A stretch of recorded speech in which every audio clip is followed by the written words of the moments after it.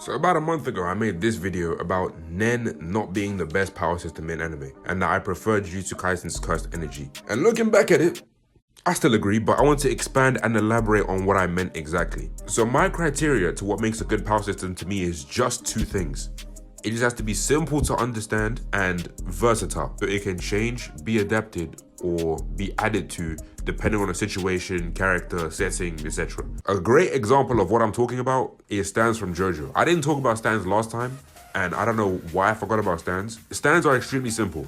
They are just the physical manifestation of your life energy, and they give you supernatural powers. Stand users are either born with the ability to use it, or they get them from a stand arrow. If your body can handle the stand arrow, you get a stand. If you can't, you die. It's usually extremely difficult to not make your power system easy to understand, but we'll get to that in a minute. Stands are also one of the most versatile power systems, possibly in anime or in fiction. Now, depending on the person, stands can be literally fucking anything because they are a physical manifestation of the person's spirit. So characters that have more eccentric or bizarre personalities end up having the most unique stands. And this works well because Araki is someone that can write some weird fucking characters. There are also multiple different classifications on stands that get introduced gradually. Stands can mainly be categorized by distance. Typically, stands that are very powerful are at close range and get weaker the longer the distances. For example, in part 3, Star Platinum is a stand that is very powerful, fast, and extremely precise. And it can freeze time for 5 seconds, but it needs to be in close range to do any damage. But a stand like Lovers is very physically weak, but can go over extremely long distance, probably like hundreds of meters. Now, over the course of JoJo's, the longer the parts go on, these rules get absolutely twisted. I mentioned Star Platinum earlier, but you can technically put that in a range irrelevant type of stand because freezing time affects everywhere. And there are also stands like Sheer Heart Attack and Highway Star, despite being long range stands, are absolutely fucking broken. But aside from short distance, long distance, and range irrelevant, you also have bound stands like Yellow Temperance and Strength, which attach themselves to physical objects that regular people can see. You have post-mortem stands that can activate on death, like Ebony Devil and Notorious Big. Automatic stands that activate by themselves without any user control. Whatever the fuck Chariot Requiem is. Colony stands that are like a giant group of tiny little stands, like Harvest or Metallica. And evolving stand, like my GOAT, Koichi's Echoes. They are split into different acts, Echoes Act 1, 2, and 3. Stands are written in a way where Araki can literally write any ability he wants and expand on the idea of stands as long as it fits the personality of its user. When you really think about it, stands are low-key written in a very bullshit way, but stands play into the characterization of its users. Plus the fact that JoJo is just so insane at times that trying to make things coherent is just stupid. Now back to Jujutsu Kaisen. The power system is slightly more complicated. Now I mentioned earlier that it's very difficult to make your power system hard to understand, and usually it's not the power system but it's the ability or technique that is hard to understand. Cursed energy is a power that comes from negative emotions. Some people have a curse technique which for most people is innate, so if you aren't born with a technique you are damn near fucked. The only curse techniques that we've seen so far haven't been as wild as anything from JoJo. Most of the ones that we've seen is either manipulating something or summoning Shikigami. The ones that don't fit into that category are usually basic combat techniques like Nanami 7-3 curse technique or Todo's Boogie Woogie technique. Now what I like about Cursed Energy is that it can play into the narrative and the theming of Jujutsu Kaisen. I feel like if you read the first 4 chapters of Jujutsu Kaisen is not a light-hearted story. Several characters make it very clear that being a Jujutsu sorcerer can mean death is very possible and you can die at any moment. And Jujutsu Kaisen is a type of story where all it takes is for someone to just slip up or even just be lucky and they can get the upper hand.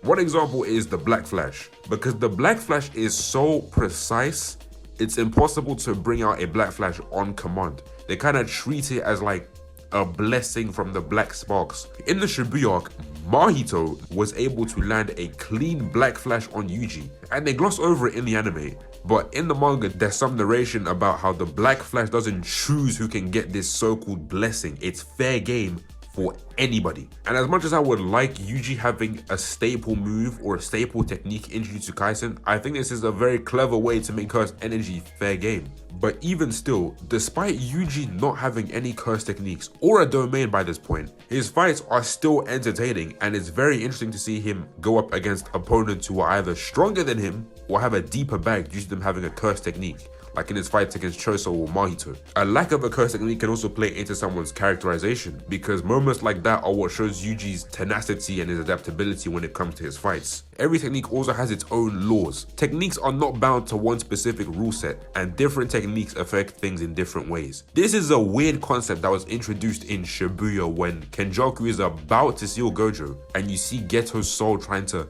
fight back by strangling him. This is interesting because it contradicts the idea of Mahito's technique, because Mahito's technique works on the idea that the soul comes before the body and that they are two separate things. Kenjaku's body swapping technique relies on the fact that the body and soul are the exact same thing. That's why he gets the memories of the body that he inhabits, and how Geto's soul is able to fight back. Different techniques can operate on completely different or even contradicting concepts, which makes it so that each technique is its own worldview. Personally, this might be low-key a cop-out so that the author can just add techniques in the future with concept that contradicts an already established rule.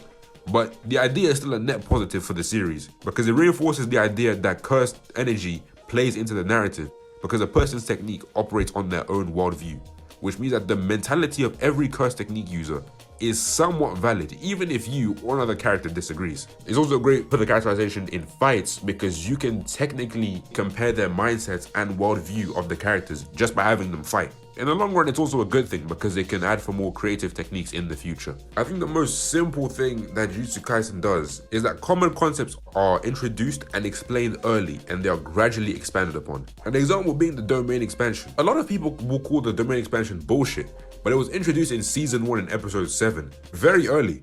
A domain expansion is basically the ultimate technique of a Jujutsu sorcerer. It brings out a domain inside a barrier fused with the curse technique.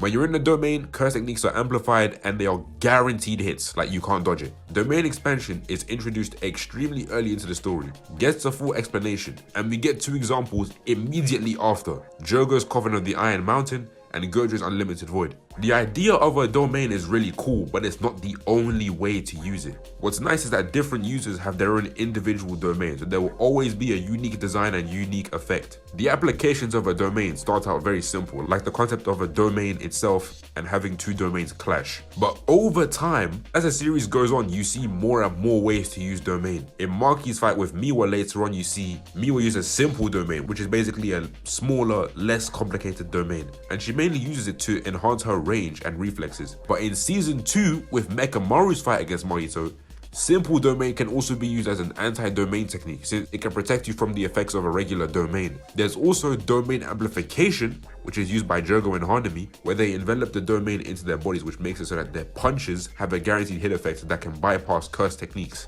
namely Gojo's Infinity. There are lots of ways to use domains that don't get introduced all at once and get expanded upon as the story goes. This is personally why I love Cursed Energy as a power system. Jujutsu Kaisen obviously isn't unique, and there are probably thousands of other power systems that do probably the exact same thing that I've just mentioned. I think Jujutsu Kaisen, with its technique and its characters, does it in a fun and interesting way. Now, I said that I thought Cursed Energy was better than Hunter x Hunter's Nen. Personally, I still agree. Nen does do a lot of what I've said about the points that make Cursed Energy good, but I have some issues with Nen that makes me prefer Cursed Energy. I think my biggest issue with Nen is that the way it's written is too broad. Like, there is no guideline on Nen at all. And you can see this as a positive thing, but personally I find it a bit jarring. Like, for example, take Jujutsu Kaisen, right? Like, while a curse technique can be anything, a curse technique will typically manipulate or control something. This isn't a thing they say, it's just something that I've noticed. And a domain will typically be an area with a barrier with a special effect. Jujutsu sorcerers can still have creative movesets despite being put in these boxes of only having a technique or a domain.